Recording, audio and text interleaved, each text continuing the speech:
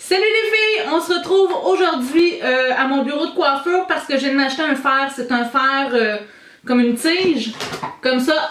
Donc je vais l'essayer pour la première fois avec vous. Donc si ça vous intéresse, restez à l'écoute.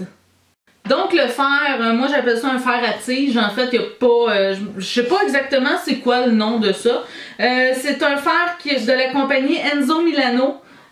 Qui est le Conico comme ça, qui est de 9 à 18 mm, parce qu'on s'entend que c'est de 9 à 18 mm. Ça vient donc, comme ça, la boîte, ça vient avec un petit livret d'instructions et un truc à remplir pour la garantie, des choses comme ça.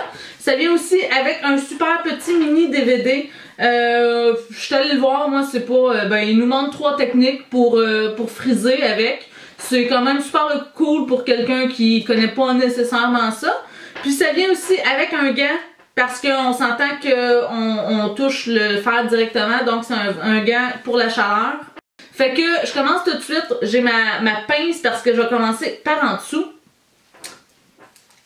Comme ça, on met le super gant.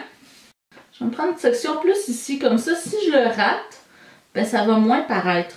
Puis là, du peu de connaissances que j'ai avec ce genre d'engin-là, ce qu'il faut faire dans le fond, c'est d'y aller par en bas. Donc comme ça, puis on tourne autour.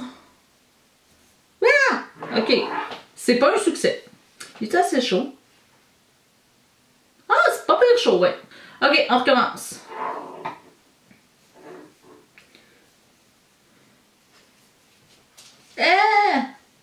Ok, je suis contente d'avoir un gant parce que j'ai les mains carrément sur le fer.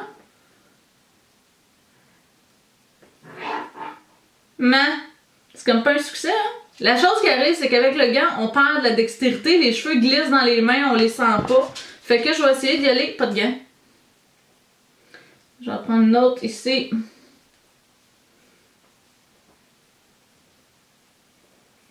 Ok, on y va. On va essayer de pas se brûler. Si je crie, je m'excuse. Je vais essayer l'inverse.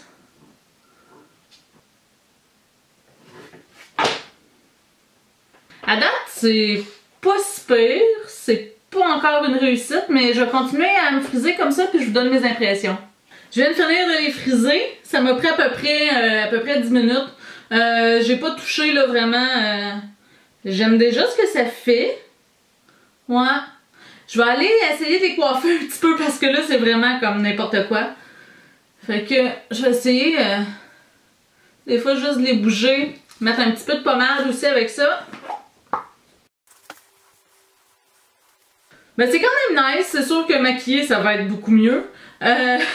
Je vais diviser mes trucs en 2 grandes catégories, ce que j'aime et ce que j'aime pas. Premièrement, ce que j'aime, c'est super facile d'utilisation. Ça, c'est vraiment pas besoin d'avoir une dextérité de la mort pour être capable de jouer avec ça. On peut vraiment choisir où on place les boucles. Puis si on en manque, si on passe à côté d'une mèche, ben on peut facilement aller la reprendre. Ça, c'est vraiment cool parce qu'avec un fer frisé, c'est pas toujours évident. Encore moins évident quand on se le fait soi-même. La boucle a l'air de très bien tenir aussi parce que là, on s'entend que j'ai joué avec, puis la boucle est quand même là. Ça, j'ai hâte de voir si à la fin de la journée, ça va être aussi bouclé. Là, c'est sûr que j'ai l'impression que c'est ma coupe qui ne fit pas avec le bouclage. Mais je vais peut-être aller les remonter, genre de même, ou en tout cas, on va trouver quelque chose à faire. Pour ce qui est du côté un petit peu plus négatif, ce que j'aime pas, ben first, le gant, on oublie ça tout de suite, là, je veux dire, les cheveux glissent, on les perd, puis on n'est plus capable de bien les tourner autour du fer.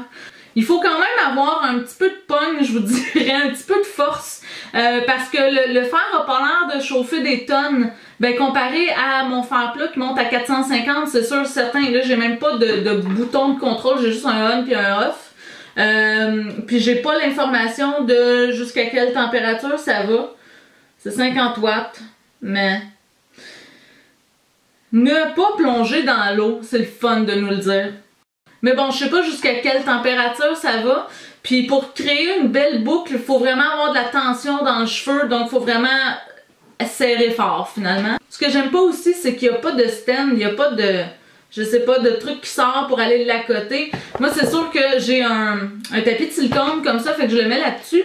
Mais je me dis, quelqu'un qui a juste un comptoir dans sa salle de bain, c'est pas super évident à mettre le temps qu'on lâche, on va se prendre une couette de cheveux. Je sais pas, je trouve ça un petit peu dangereux de ce côté-là. J'aime pas le fait qu'il n'y ait pas de contrôle de chaleur dessus parce que c'est pas tout le monde qui a besoin des mêmes types de chaleur sur un fer. Mais mis à part ça, reste que c'est quand même un bon truc. Je vais probablement l'utiliser dans mes cheveux, sinon dans les cheveux de mes clientes, ça c'est sûr et certain. Je trouve que ça fait une boucle qui est quand même hyper naturelle là, comparé de ce qu'on pourrait avoir avec un fer à friser conventionnel. Puis si ce n'est que pour la facilité d'utilisation, là, ouais. Donc bref, le fer Conico de Enzo Milano, un beau produit quand même. Oui, oui, malgré les points négatifs, les points positifs comptent pour beaucoup dans l'histoire. Donc franchement satisfaite de ce produit-là. Ouais, si vous avez déjà essayé un fer de ce genre-là, commentez en bas, dites-le moi, dites-moi ce que vous pensez de ça. Parce que c'est sûr que moi, je suis coiffeuse, donc j'ai déjà la dextérité pour le faire. Mais dites-moi, vous, qu'est-ce que vous en pensez si vous l'avez utilisé? Puis, ben c'est ça, j'espère que ça vous a plu comme vidéo. Puis, prenez soin de vous. On se revoit bientôt. Ciao!